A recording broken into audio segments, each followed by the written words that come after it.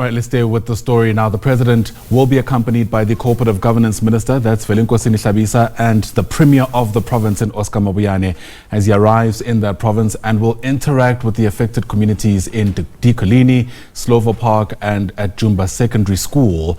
That is, of course, the school where that 22-seater bus was headed when it was swept away by a strong current, resulting, of course, in the loss of life, as it were. We're told 13 people were on that bus at the time of that tragedy. Watching all of these different legs for us is Nkululeko Nyembezi, who's live to us now from Decoligny near Mthatha. Nkululeko, clear skies over you there, but if those trees and bushes behind you could speak, they'll tell a very daunting story about what happened earlier this week.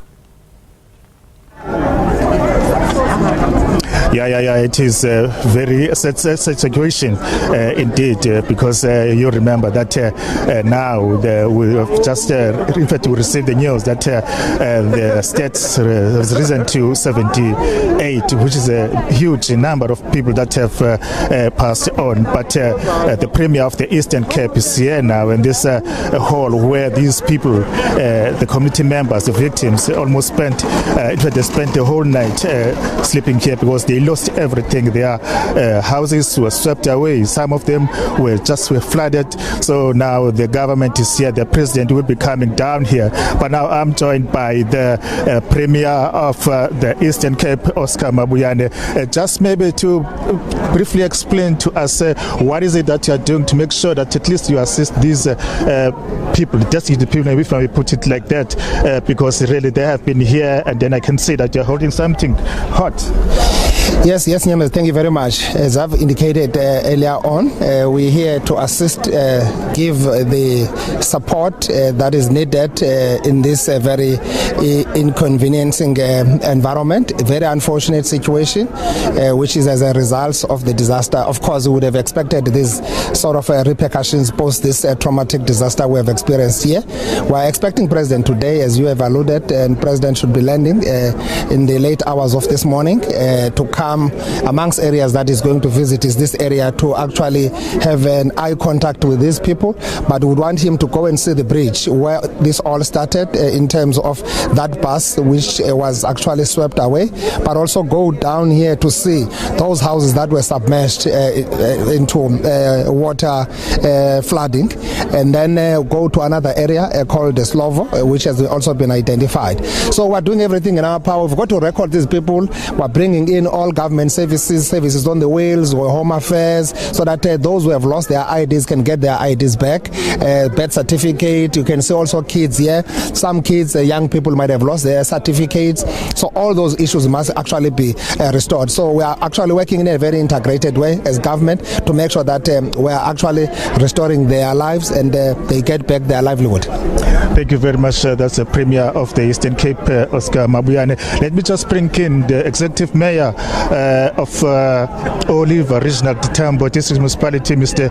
Ngondwana. So for sure you are doing something to make sure that you restore all the like your electricity, your water that have been lost. Yes, we really have been seriously affected by this situation. 9 of our pumps were affected from our Thornhill facility, 5 of which have been taken to East London for repairs.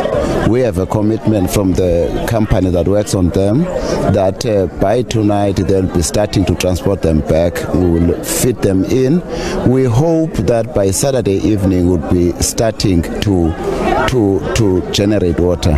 But as things stand, we have been able to make amends for a spot from which to draw water. So we're doing quite a lot of water cutting to try to cut water into various communities that have been adversely affected.